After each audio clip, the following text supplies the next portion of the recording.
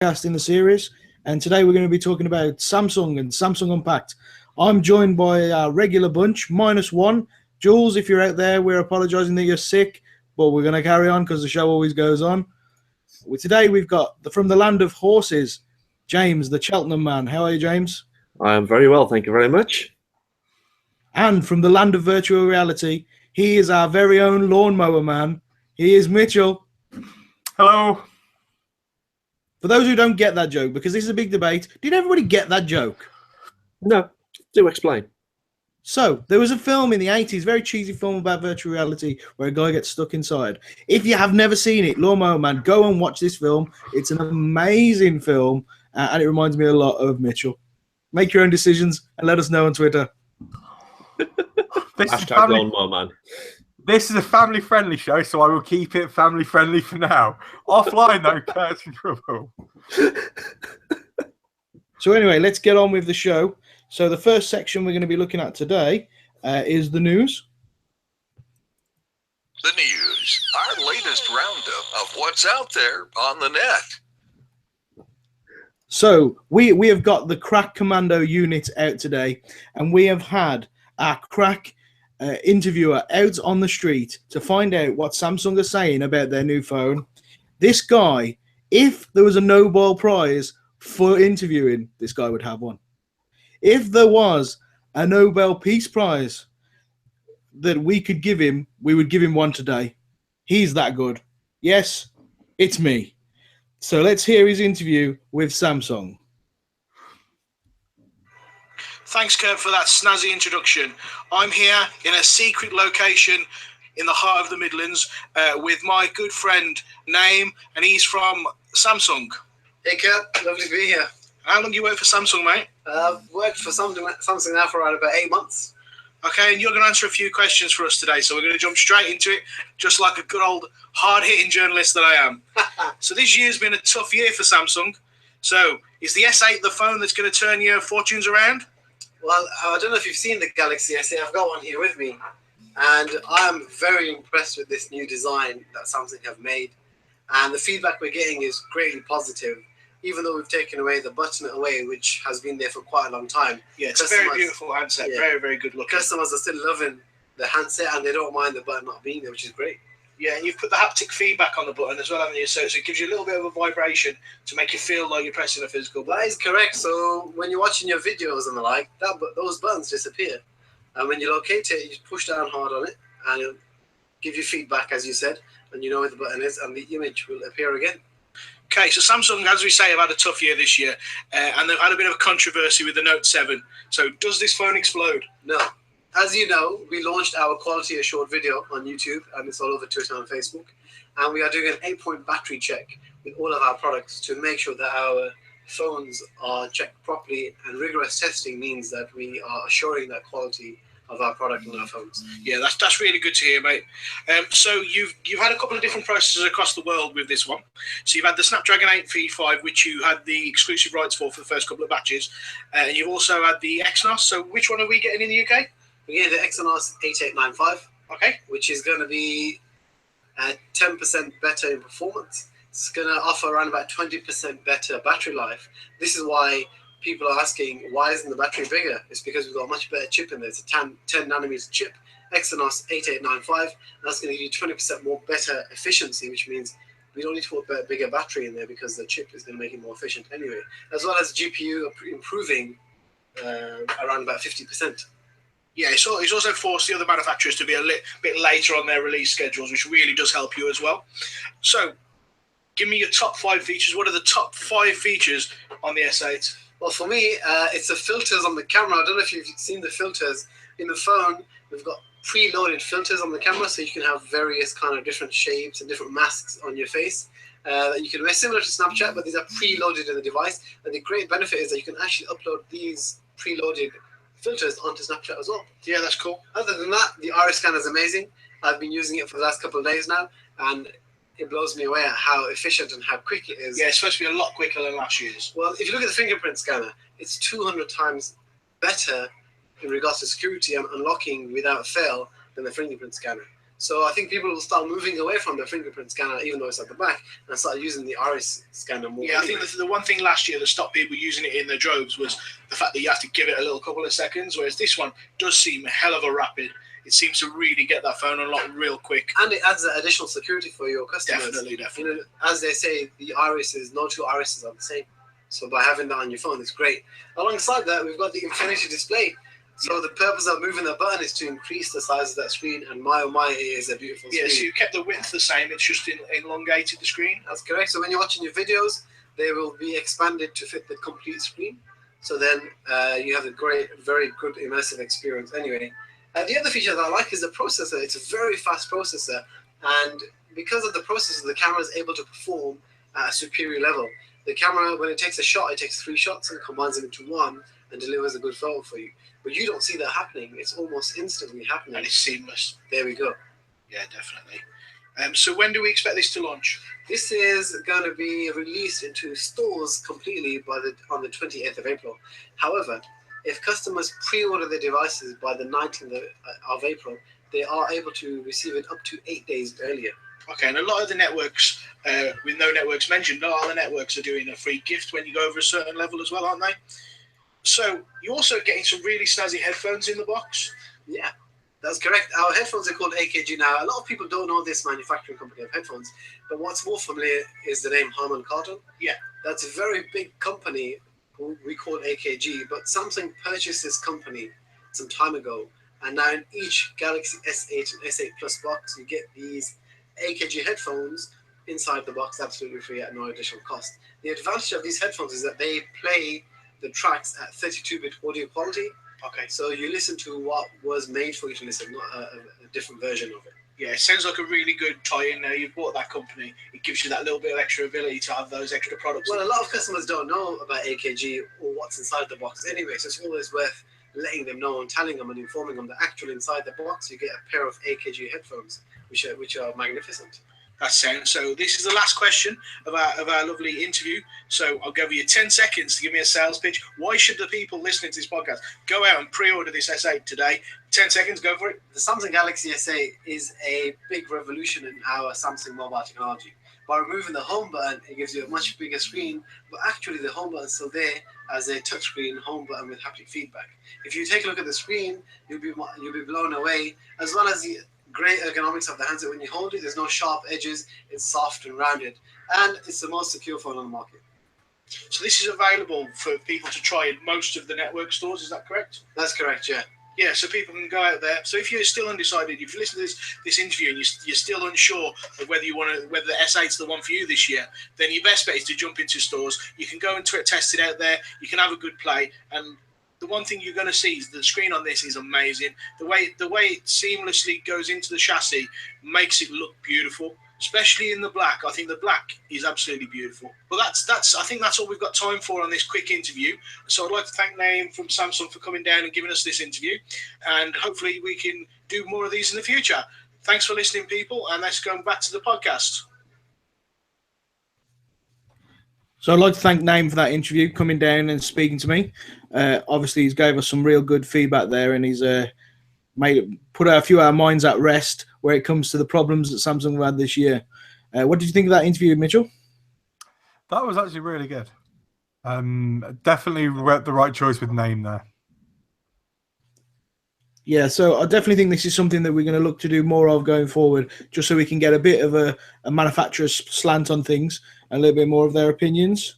But let's look at the phone in more detail. So each one of us have took a little section, and we've been looking at the phone and breaking it down and seeing what we like and what we dislike about it. So let's start off with Mitchell. What have you looked at, Mitchell? Okay, so for me, I've looked at the connectivity and the battery. Right, with the connectivity, it's what you'd expect. 2G, 3G, 4G. Absolutely standard in today's. Also comes with Bluetooth, which, again, is a given. There's not anything specific that has appealed to me in terms of connectivity with the phone. It's a standard USB Type-C reversible charger. It is going to come with fast charging and unstated wireless charging. So whether it will be fast wireless charging or not, we don't know yet. The batteries, though, they looks like they've taken a little step back. For the S7, you had a 3,000 milliamp battery, and then the S7 Edge, it was 3,600. The S8 is the same 3,000 milliamp battery, but the S8 Plus is 3,500. I don't know if that's going to decrease the battery because obviously that screen. I'm not sure yet, but it is Type C. Yeah, I think we've really got to. It's something that we're going to need to test. I think Yes. that the 10 nanometer processor is a lot more energy efficient.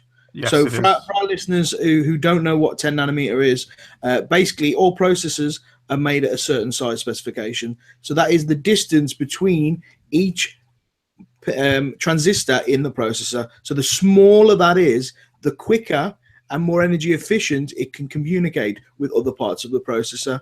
So this is 10 nanometer, which is the lowest at the moment that's available currently. So this means that processor is not going to get as hot, so it's not going to give out heat, so it's not going to use as much energy. So this theoretically could even up the battery difference. Whether it will or not, only time will tell, I think. Yeah, only time will tell. I mean, the one that I've played with has been constantly charging, so I'm not going to necessarily be able to get a proper test of what that battery is going to do.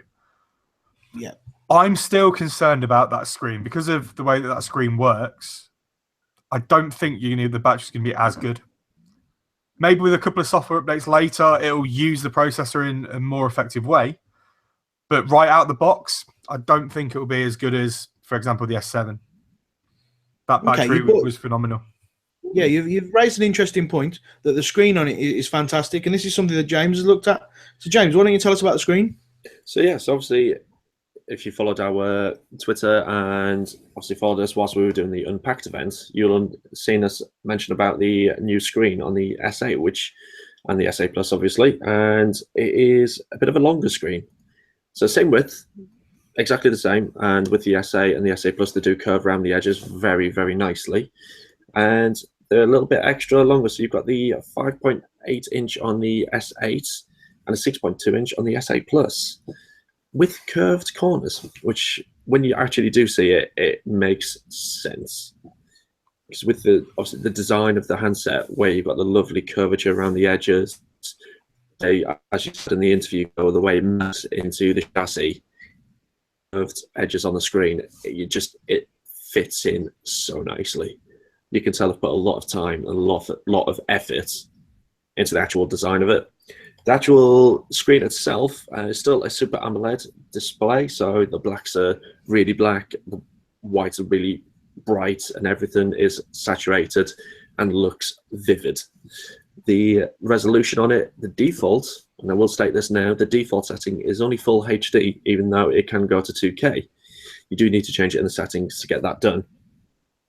And that's about it, really, from the screen. Everything else is the same compared to the S7. The S7 did get a software update to change the way the screen resolution works. So again, if you updated the S7 to the Nugget update, you will notice that it is full HD rather than the 2K again. So you will need to change that in the settings. That's about it from the display for me. Yeah, what I really liked about the display is that somehow they've managed to get this much larger display in a relatively the same size chassis. They've really, really worked hard on it. So the home button's gone. So that's now built into the actual screen itself. So it'll give you a little bit of a feedback click to make you think like you pressed the button, but that's removed. And then the screen is elongated, as you've said. So you've got your 18 by 9 by 5. 18.5 by 9? That's it, yeah. Yeah. So it's a bit of a weird aspect ratio, but it does work on most of the apps that I tried. I had a bit of a try. So you've got, obviously, YouTube seems to work bang on, 100% straight. Netflix and that seems to work good. I tried a few more obscure ones. So I tried Plex on there. That gives you a little bit of a windowed sort of view, but I'm assuming that that'll be patched. So on the majority of the apps, it is starting to get there. I found the Chrome was slightly windowed as well, whereas Samsung's own browser, as you'd expect, uses up the whole screen. So, did you try the with the split screen mode on it? Because that just works flawlessly. I was playing around with it. I must admit, I don't know whether you guys have played with it, the demo mode on certain companies' phones. Yes. They've got a video demonstration, and I was blown away just by the color clarity, Yeah. It's one hell of a phenomenal screen. I actually seen that tested without it plugged in. So it was about 3 or 4 hours off the charge, and it went from 100% down to only 82, which for a demo mode on one of these company devices, really, really good. That is impressive considering that That's- those devices stay on all day and all night playing the same things. Yeah. That is on the S8. So I don't know what it was like on the S8 Plus, but that was on the S8. What also impressed me is that what also impressed me is they've really updated the UI, and the UI has started to come into its own. I am one of the people that, if you ask me, I really hate the original TouchWiz. I felt that it looked, felt that it looked really childish. It felt really basic. It didn't give me the level of premium that I would expect. This is completely changed on the new one. The colors are more pastel, the angles are more sharp, and it just looks the business. It works how you would expect Android to work, but it does that in a pretty package that you can appreciate. And I think that makes a lot more of difference. That they've changed the design, they've changed the UI, and they've made this device look far more premium than the ones that have come before it. And I think that really shows that they are listening to the consumer and looking at improving the bits that they fell down on historically. Can I just raise a gripe with you about the UI, Kurt? Go on. So when I've been playing around with it and I've gone to unlock the phone, which is obviously normal, and the default launcher doesn't have the app drawer button. So what you see on things like the Pixel launcher, with the recent OnePlus 3T beta update, that's got the swipe up. Yes, you swipe it up, but those arrows that you get as soon as you unlock the phone disappear after about 1 or 2 seconds. And for me, when I missed it, and I was like, is this like the Huawei P9 where I just slide left and right? No, where's the apps? And it's just by me just having a go, it was there. And I think if Samsung, you are listening, just keep that little arrow there. That'll be handy. Yeah, just keep it there for a few more seconds. I think once you've had the phone, if it was your phone, once you've used it for a day, then obviously you'd be used to the fact that it's a swipe up and you'd never need it again. But I think that definitely what a lot of manufacturers do is they'll do like a tutorial that pops up to the screen that you have to OK off before you can carry on using. So that could be another alternative for Samsung to use. I know that I think it's OnePlus, when you go into certain features, it will literally give you a tutorial demonstration, as I say, with that OK button that you press to get past the tutorial to use the feature. So definitely, it's not bad at all. But I'm definitely impressed with the S8. I definitely think it's going to be one of our contenders this year. Definitely. I don't know about you. No, it's definitely up there with some of the other makes that are going to be coming out. Easily able to contend with them. Oh god, yeah. I think it's as we've always had, the Samsungs have always been massive sellers, and I think this one is going to be no different. Yeah, so let's discuss the other flagships in a section we like to call the awards. What's top and what's not? So, guys, we've now had a look, and we've not had a play with all of them yet, but we've now seen the majority of the flagships for this year. Obviously, we've got the big A in September, but we've seen what everybody else is offering as their flagship for the year. So what's impressed you? What's your favourite at the moment? What do you think it's between? What sort of horse race do you think it's going to be? James, I mentioned horse racing. You're from Cheltenham. Carry on. And I've yet to go to horse racing. For me, it's, as I said in the last podcast, my favourite was the Huawei P10. That hasn't changed. That's, for me, is such a sexy device. I know the S8 is, again, it's been very well made, but I'm still sold on the Huawei. I think it's a great little phone. So for me, that one. Okay, thanks James for your opinion there. Mitchell? Okay, I've been fortunate enough to actually play with the P10. I am going to sound a little bit biased here, and I don't mean that in any way. It's a great bit of kit, but I think it's trying to act older than it is. I don't think it's able to contend with the big boys. So Sony's latest phone, the XZ Premium, is going to be coming out. The LG G6. The P10 just kind of feels like the runt of the family. It's not built to stand up against them. I know what you mean.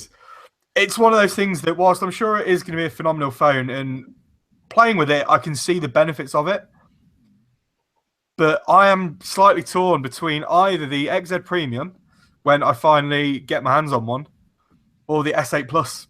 And until I've played with them both together, I don't know which one I'm going to choose. So I'm going to stick with both for now. Yeah, I couldn't agree with you more, Mitchell. I think that definitely it's a two-horse race for me between the XZ Premium and the S8. I did enjoy having a quick play with the LG G6, but it doesn't quite do it there. It doesn't quite get it there. But again, like I've said on many podcasts, and it sounds like I'm saying this a lot, it's for me, it's all going to be down to pricing. Pricing is going to be key. The S8 has come in reasonably expensive. I don't think it's come in too expensive. It's kept itself the same as what the iPhone is. Considering the fact that iPhone will then release in September, which you would assume would have a price bump again, would make the S8 cheaper than that, which would be good. So it will depend on the pricing on everything else. If Sony can undercut them by a good £10 to £15 a month, then they're going to be a contender. And you can't see past if all the specs are equal and everything's equal, and you're saving a tenner for the other one, then you are going to go for the cheaper one. So Sony, if you're listening, if you want to win, you just need to be a tenner cheaper. It's a great phone. It just needs to be a tenner cheaper.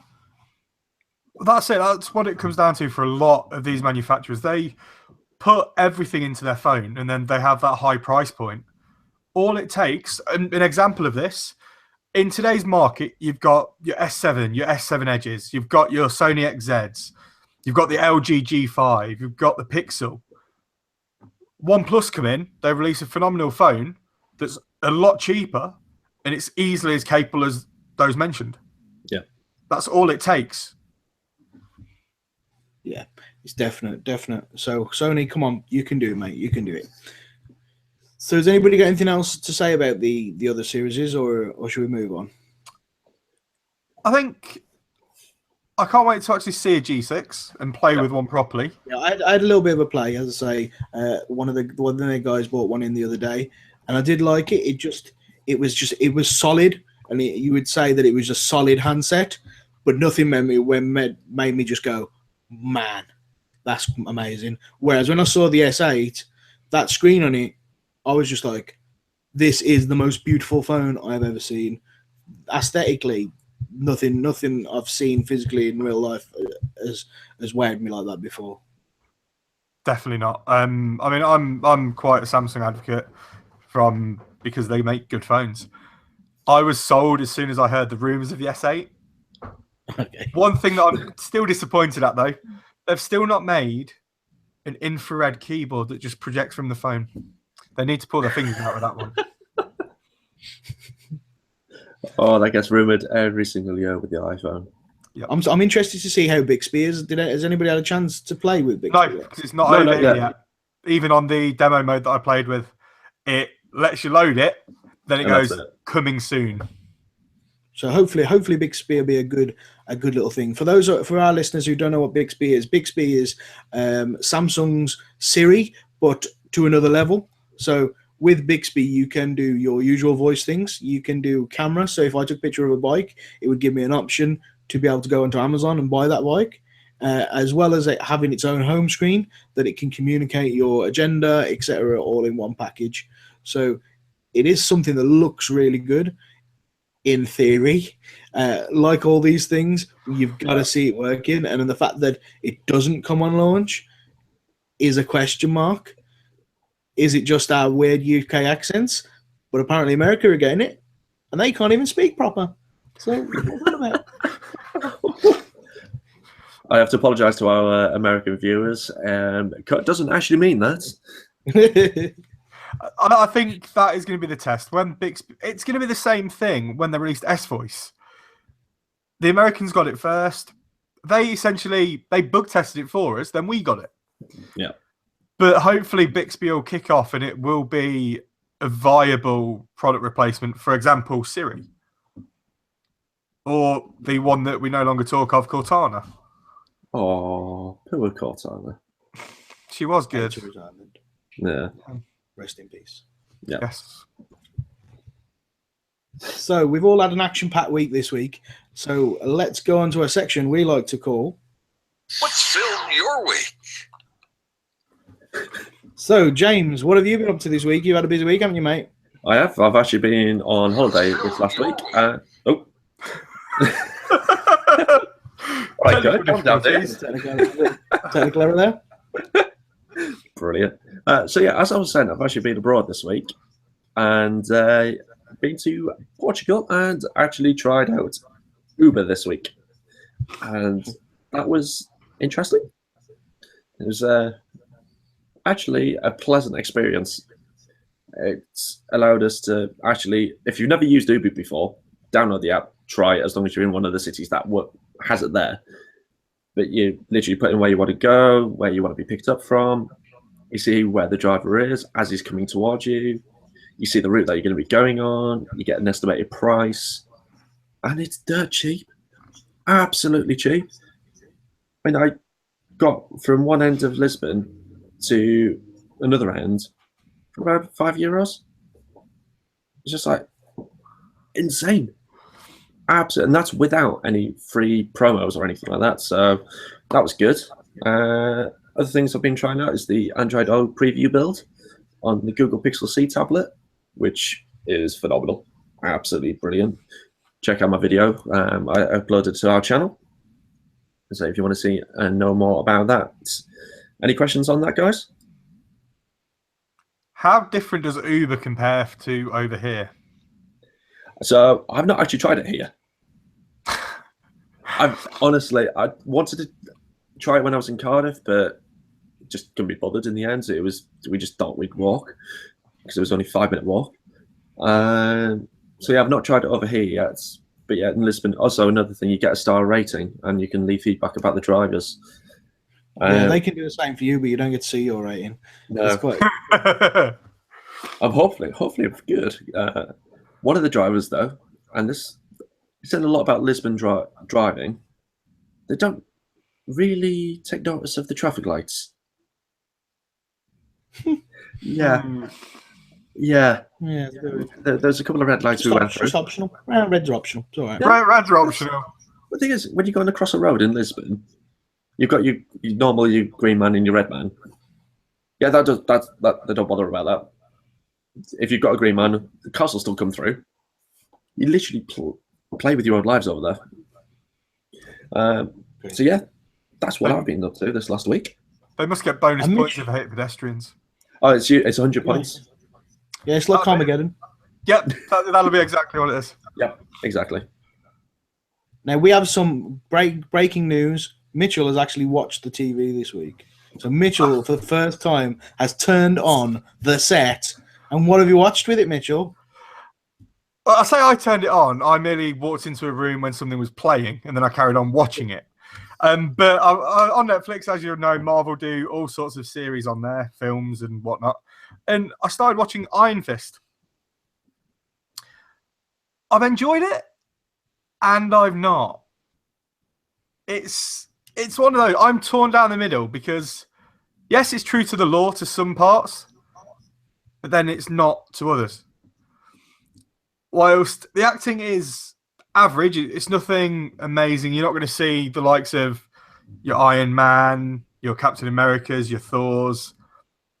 It still has that quality there to make a good film when partnered with others. But I don't think... I can't really judge until I've finished the season. I think I've got another 2 or 3 episodes to go. But yeah, it was strange. So I was a little bit disappointed with it, if I'm honest. I liked the supporting cast.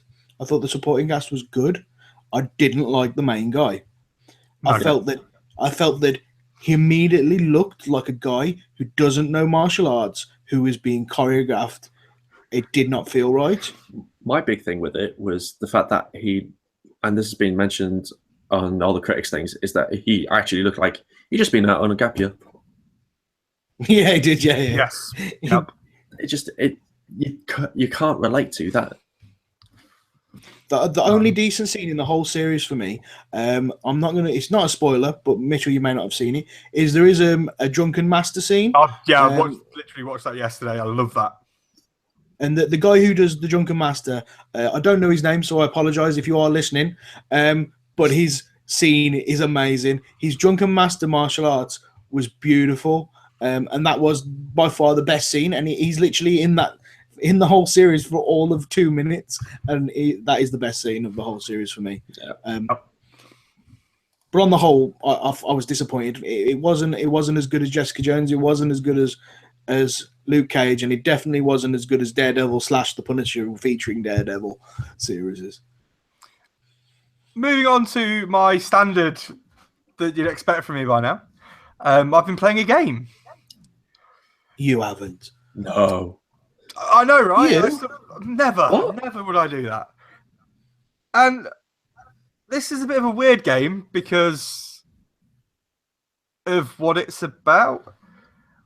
Go on. Essentially, I mean, this is going to sound a bit like a commercial now, but have you ever wanted to build your own PC? Have you ever found yourself wanting to install parts into a PC and not do anything with it? Yes, every day. You need PC Building Simulator. It is the game for you, where you can build a PC using such parts as basic processor. And it's currently free for Windows users. I don't know what to say about it because it's... So don't you have to have built said PC to play the PC building game? Don't worry about that bit. You'll be fine. And where do I download this game from exactly? There is a website which we will put in the description, but it is macintyre.itch.io/PC Building Simulator. Sounds And great. It's actually one of the most frustrating games I've played in a while because a PC does not get built like that. You don't just shove stuff in it. You have to wire it up. You have to screw things together. You can't do that with this, and it's infuriating. You essentially choose your parts from a list, and then you click it where it goes, and then it puts it there. Oh, you literally just clicking. It's a point-and-click adventure where you somehow build a PC from that. What? Yeah, It sounds like hours of fun, Mitchell. It really does. I will be brutally honest. I've played it for about 5 to 10 minutes. But there's only so much you can do when you build the same PC with the same components at the same time. So what would you say needs to be improved? I don't want to broaden or generalize here, but everything. Pretty much. Everything generally, if I'm honest. Oh, that's awesome. Okay, I think we should move on from PC Simulator because obviously I think we've spent more time talking about it than you actually did playing it. Just a tad. So this week, since our last podcast, I've listened to and played quite a few things and done a few movies. So the first one that I want to do and I want to talk about, I actually saw a movie that is older than time, and it is Beauty and the Beast. So Beauty and the Beast, I seem to have lost audio from everybody else, but I'll continue talking and assume that you're listening. Beauty and the Beast was a good film. It was good. It wasn't as good as the cartoon. Emma Watson looks stunning in it, as you would expect. And you've got the guy. Actually, this is an interesting fact because I did not realize until the very end that it was this guy. Has anybody been watching the TV series Legion? Yes. No. I love that. The guy who plays the Beast is the guy from Legion, which blew my mind. It was like, whoa. But yeah, they did it really well. They fell down on a few things. I think that the biggest thing they fell down is with a cartoon, you can make things look cute. So Mrs. Potts and Chip in the cartoon look quite cute, whereas a talking teapot and a talking cup in a motion action film just looks a bit scary. So it was very difficult to make Chip and make you feel warmth towards these characters that did look a bit weird. But other than that, it was a good film. What else have I seen this week? I have watched Life, which is an alien-y sort of thing, which is quite good. You've got quite good actors in there. You've got Ryan Reynolds. You've got Jake Gyllenhaal. That's the one. So you got some decent actors in there, and it's a very good film. I wouldn't say it was amazing, but it's definitely worth a watch. The twist at the end, I'm not going to spoil, but it's a bit obvious, so you should get it. If you don't get it, don't watch it anymore. We love a good twist, though. We all love a good twist. We do love a twist. I don't want to ruin it, but is the twist that they see dead people? Yeah, they're all dead. Spoilers, sorry, guys. Not really. It's not really.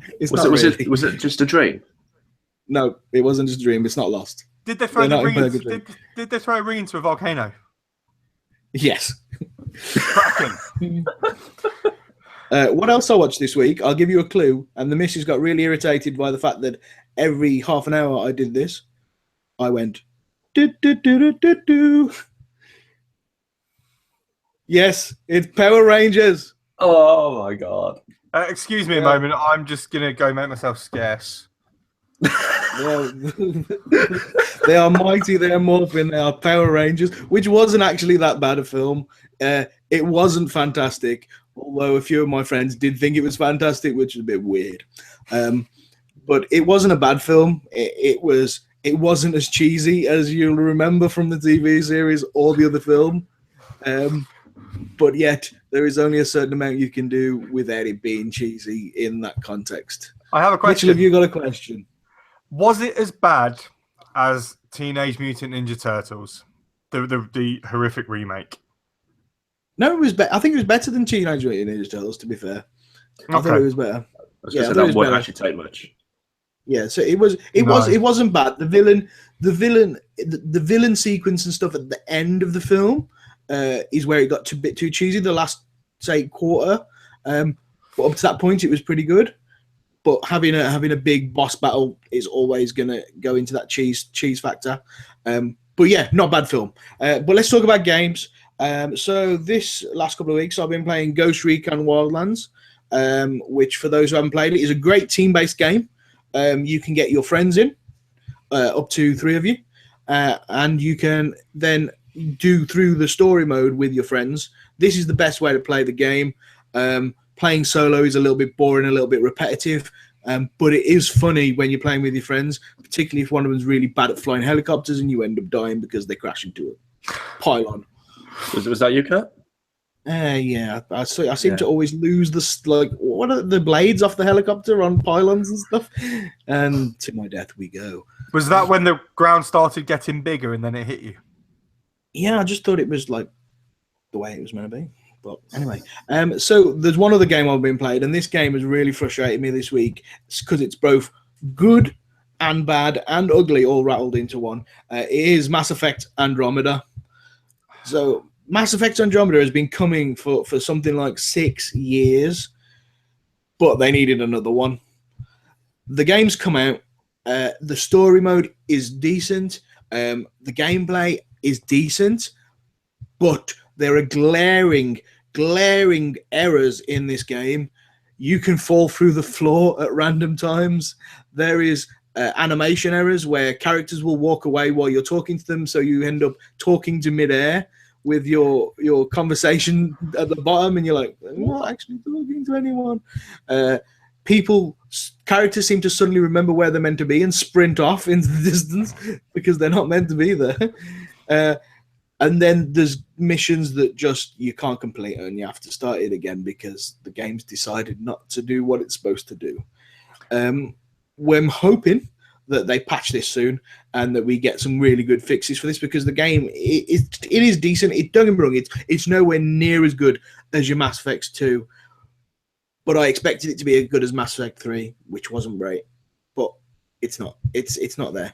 It just needs to be polished, and polish is king. And you've got to, as a games person, you've got to take that time. And sometimes it feels like people in the games industry don't have the intestinal fortitude to say this game's not ready and give it that extra time. And it's a really sad thing. Yes, we don't like games to be delayed, but I'd rather a game be delayed and come out polished than come out and need a massive patch to fix stuff. Totally agree with you there. I agree. I was looking forward to Mass Effect for a while, but after watching, reading, crying over, I can't bring myself to play it yet because there's so many problems with it. For me, I feel it'll just be another Titanfall because that had good promise, but was dire in execution. I actually enjoyed Titanfall. The second one I enjoyed anyway. I've not played the second one because I was stung before. Yeah. Okay, fair enough. I think that's all the stuff that I've played this week. Yeah. Do we have any questions this week? None from my end. I have a question. Go ahead, Mitchell. If I wanted to play a game about building a PC, what game would I play? Oh, God. You wouldn't. You would go and build one. Yes. Do not buy that game, even though it's free. Yeah, I would give that same advice. While the idea is good, the execution is poor. Is the idea even good? I suppose from a learning standpoint, it could be. But from an actual, you know what, let's play a simulator. This is quite a poor simulator. I would like to see a comparison game. So, for example, bank robbing simulator. Plan and execute a bank robbery without getting caught. The idea is a good one. Yeah. But that's going to give some idiot that goes out, buys a gun and thinks, I can just walk in here and take some money and then walk out. You've played Grand Theft Auto, right? Haven't you? Yeah, I play that constantly. And it never ends well. Yeah. No, Okay. I think that's it for today then, guys. That is, yes. Yes. Thanks for all our listeners joining us, and the edited version will be out on podcasts in the very near future. And until next time, feel free to drop in your questions on our Twitter, which is @TechSpertTalks, and we'll see you again another time. Thanks for listening to TechSpert Talks. Remember to follow us on Twitter @TechSpertTalks. Be sure to subscribe to our YouTube channel and leave us comments. And we could be answering your tech questions next time.